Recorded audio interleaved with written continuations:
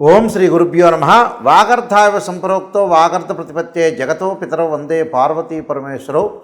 వ్యాసాయ విష్ణురూపాయ వ్యాసరూపాయ విష్ణవే నమో వై బ్రహ్మనిధే వాసిష్ఠాయ నమో నమ.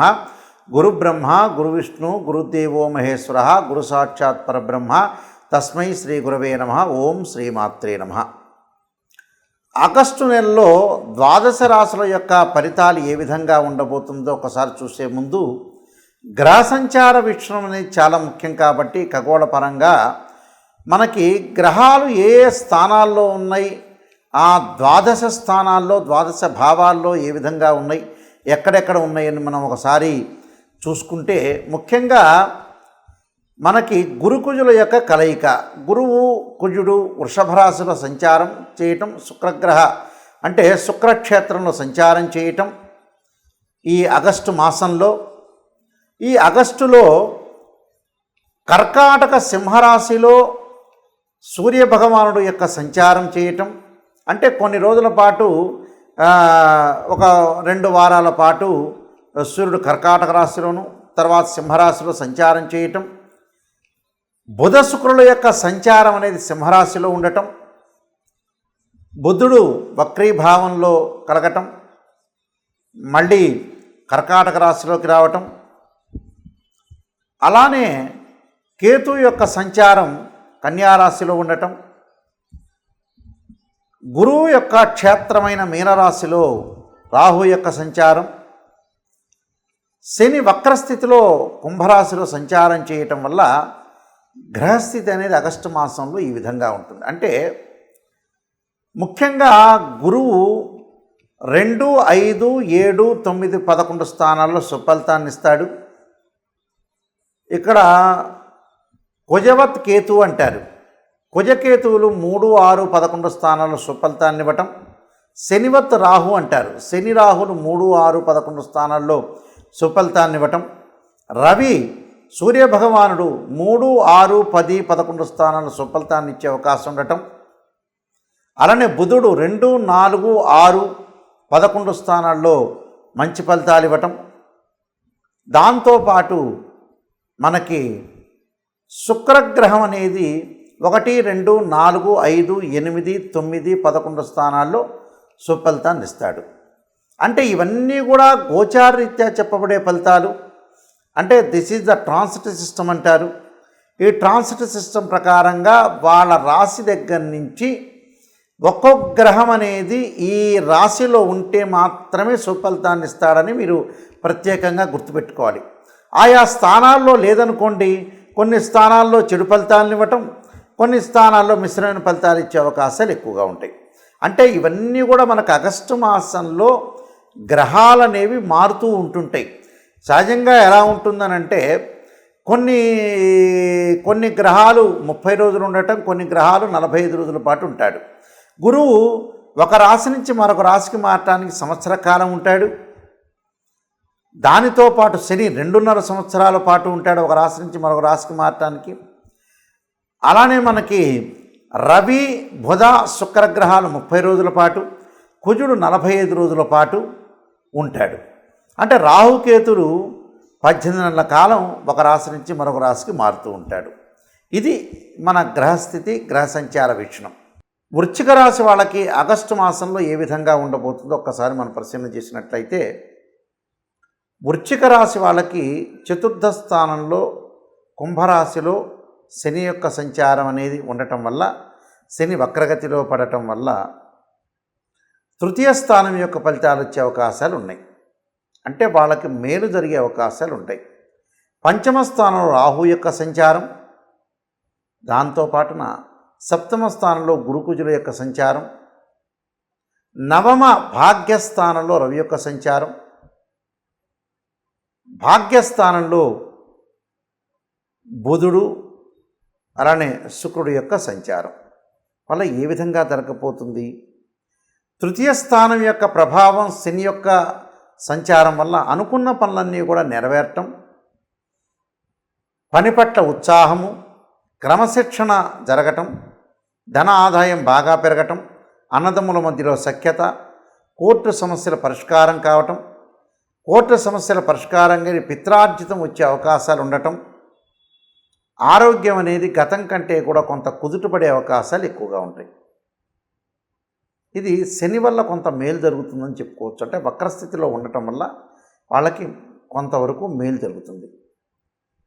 సప్తమ స్థానంలో గురువు యొక్క ప్రభావం, అంటే గురువు కుజుడు సప్తమ స్థానంలో ఉండటం వల్ల సంఘంలో గౌరవ మర్యాదలు, పనులన్నీ కూడా కొంత వేగవంతం కావటం, కుటుంబంలో సుపరిణామాలు జరిగే అవకాశాలు, ఆత్మవిశ్వాసం పెరగటం, ఉద్యోగంలో ప్రమోషన్లు, శారీరకంగా సుఖము, స్త్రీ ద్వారా సుఖం పడటం, ప్రయాణాలు చేయటం, రాజకీయ వ్యవహారాల్లో జయం కలగటం, ఆరోగ్యము, తేజము, బలము, అభీష్ట కార్యసిద్ధి, సంపూర్ణ ఆనందము, అధికారుల యొక్క అనుగ్రహము, ఉదర సంబంధమైన విషయాల్లో కొద్దిగా జాగ్రత్తగా ఉండాలి. కుజుడి యొక్క ప్రభావం వల్ల బంధుమిత్రులతోటి వైరము, భూ సంబంధమైన విషయాల్లో కొద్దిగా జాగ్రత్తగా ఉండటం, కుటుంబంలో కలతలు రాకుండా చూసుకోవాలి. అశుభవార్తలు కూడా వినే అవకాశాలు ఉంటాయి కాబట్టి మానసికంగా ఒత్తిడికి గురి కాకుండా ఉండండి. ఇది కుజుడి యొక్క ప్రభావంతో మనకు కనిపిస్తూ ఉంటుంది. ఇది తర్వాత మిగతా గ్రహాలని మనం చూసినట్లయితే కొంచెం నవమ దశమాల్లో రవి యొక్క సంచారం వల్ల ఉద్యోగ భద్రత అవసరం. ఇక్కడ శ్రమకు గుర్తింపు వస్తుంది. కొంత మానసికంగా ఒత్తిడి, నూతన వ్యాపారాలు చేయటం, విదేశాలకు వెళ్ళే అవకాశాలు ఎక్కువగా ఉంటాయి. ముఖ్యమైన అవసరాలన్నీ కూడా తీర్చే అవకాశాలు, అనేక మార్గాల్లో ఆదాయము, పెండింగ్ పనులన్నీ కూడా వేగవంతమయ్యే అవకాశాలు ఎక్కువగా ఉంటాయి. అంటే ధైర్య సాహసాలు, కీర్తి ప్రతిష్టలు, అలానే నూతన వ్యాపారాలు చేయటం అవకాశాలు ఎక్కువ ఉంటాయి. మరి బుధ శుక్రుల యొక్క కలయిక వల్ల ఏ విధమైన ఫలితాలు ఉంటాయి అంటే అలసత్వం, అంటే దశమంలో బుధ శుక్రుల యొక్క కలయిక వల్ల అలసత్వము, కొంత అపకీర్తి రాకుండా చూసుకోవాలి. భోజనం అనేది సమయానికి తినాలి, కొద్దిపాటి ప్రశాంతత. దశమంలో శుక్రుడి వల్ల కూడా కొంత వస్తువులు కింద పట్టడం, కొంత బలహీనత, అలానే స్త్రీ సుఖము, ఉద్యోగ పరంగా తోటి సహచరులతోటి కొంత భద్రత అవసరం, కీర్తి, ధన ఆదాయము, దాంతోపాటు శ్రమకు గుర్తింపు, ప్రయాణాల వల్ల లాభం, వ్యవహార సాఫల్యత కలగటం, కార్యసిద్ధి, శారీరక సుఖం కూడా కలిగే అవకాశాలు ఎక్కువగా ఉంటాయి. మరి లాభస్థానంలో కేతు వల్ల జ్ఞానం పెరగటము, విందులు, వినోదాలు, తీర్థయాత్రలకు వెళ్ళే అవకాశాలు ఉంటాయి. అధికారుల యొక్క సందర్శన, సంపూర్ణ ఆనందం కలిగే అవకాశాలు ఉంటాయి. అలానే ఆరోగ్యపరంగా కొన్ని చిన్న చిన్న ఆటంకాలు వచ్చినా కూడా ప్రశాంతమైన వాతావరణంలో ఉండే అవకాశాలు ఉంటాయి. అలానే కుటుంబంలో అనురాగము, ప్రేమ బాగా పెరగటం, అలానే విద్యార్థులకు వచ్చేటప్పటికల్లా మరి విద్య యందు అనుకూలత, చదువు పట్ల ఆసక్తి కలగటం, స్త్రీలకి ఉన్నతమైన అభిప్రాయాలు, శారీరకంగా అనుకూలంగా ఉండటం, సంఘంలో గౌరవ మర్యాదలు బాగా పెరిగే అవకాశాలు ఎక్కువగా ఉంటాయి. అంటే ఈ రాశి వాళ్ళందరికీ కూడా వృశ్చిక రాశి వాళ్ళకి సప్తమ స్థానంలో గురువు యొక్క మంచి ఫలితము, షష్టమంలో రాహు యొక్క అనుకూలత, అంటే ఈ రెండు గ్రహాల యొక్క అనుకూలత అనేది చాలా ఎక్కువ బాగుంది. తర్వాత కేతువు యొక్క అనుగ్రహం కూడా చాలా ఉండటం వల్ల జ్ఞాన దృష్టితో వీళ్ళు ముందుకు వెళ్తారు కాబట్టి ప్రయాణాల వల్ల కూడా కొంత లాభం కలిగే అవకాశం అనేది ఖచ్చితంగా ఉంటుంది. ఈ రాశి వారికి ప్రత్యేకంగా ఆగస్టు మాసంలో కొన్ని ప్రత్యేకమైన పరిహారాలు చేసుకోవాలి. ఎక్కడైతే మనకి నెగిటివ్ అనేది ఒకటి ఉంటుందో ఆ నెగిటివ్ని పాజిటివ్ చేసుకోవటానికి కొన్ని ప్రత్యేకమైన పరిహారాలు అనేవి చేసుకోవాలి. ఆ పరిహారాలు చేసుకుంటే అనుకూలమైన పరిస్థితులు వచ్చే అవకాశం అనేది ఖచ్చితంగా ఉంటుంది. అంటే మన గ్రహ సంచార వీక్షణాన్ని చూసిన తర్వాత ప్రత్యేకంగా కొన్ని విషయాలను మనం పరిశీలన చేసుకోవాలి. ఆ పరిశీలన చేసుకున్న తర్వాత ఎక్కడైతే మన పరిహారాలు ప్రత్యేకంగా రెమెడీస్ చేసుకుంటే వాళ్ళకు మంచి ఫలితాలు జరిగే అవకాశాలు ఉంటాయి. కాబట్టి ఈ పరిహారాలు, నేను చెప్పిన పరిహారాలు చక్కగా పాటించండి, మీకు మంచి ఫలితాలు వచ్చే అవకాశం ఖచ్చితంగా ఉంటుంది. ముఖ్యంగా మనకి 4 సోమవారాలు, 4 మంగళవారాలు, 4 బుధవారాలు, 4 గురువారాలు, 4 శుక్రవారాలు, 4 శనివారాలు, అలానే ఆదివారాలు వస్తూ ఉంటాయి. అయితే ప్రతి సోమవారం రోజున కూడా మీరు ఏం చేయాలంటే ఈ రాశి వాళ్ళు ప్రాతకాలంలో కానీ ఒకవేళ కుదరలేకపోతే ప్రదోషకాల సమయం ఉంటుంది, అంటే సాయంకాలం వేళ, అంటే సూర్య అస్తమయానికి 2 విఘడయ్యల కాలం అనేది ఒకటి ఉంటుంది. ఆ విఘడయ్యల కాలం నుంచి 2 ఘడియలు కానీ 2 విఘడియలు కానీ కాలంలో తీసుకొని చక్కగా చుక్కలు వచ్చే సమయం వరకు కూడా మీరు ఈ పారాయణం చేసుకోవటం చాలా మంచిది. అంటే ప్రాతకాలం కుదిరితే ప్రాతకాలం చేయండి.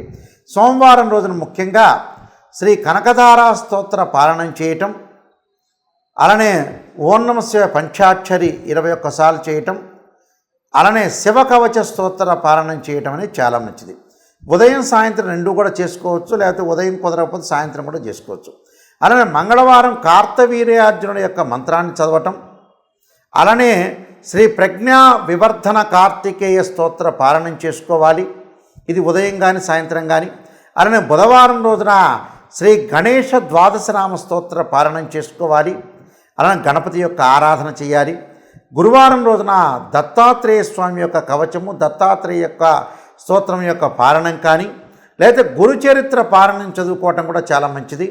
శుక్రవారం రోజున వచ్చేటప్పటికల్లా శ్రీ గౌరీ దశక స్తోత్ర పారాయణం కానీ, అలానే త్రిపుర సుందరీదేవి యొక్క స్తోత్ర పారాయణం చేయటం చాలా మంచిది.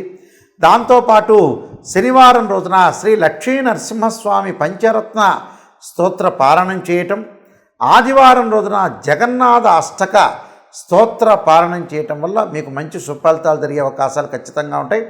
ఆర్థిక పరంగా కానీ, ధనపరంగా కానీ, విద్యపరంగా కానీ, స్త్రీలకు కానీ అందరికీ కూడా అన్నీ జరగాలంటే నేను చెప్పినట్టుగా ప్రతి వారంలోనూ ఈ స్తోత్ర పారాయణం చేయటం వల్ల మీకు మంచి సుఫలితాలు జరగాలని ఆశిస్తూ సర్వే జనా సుఖినో భవంతు.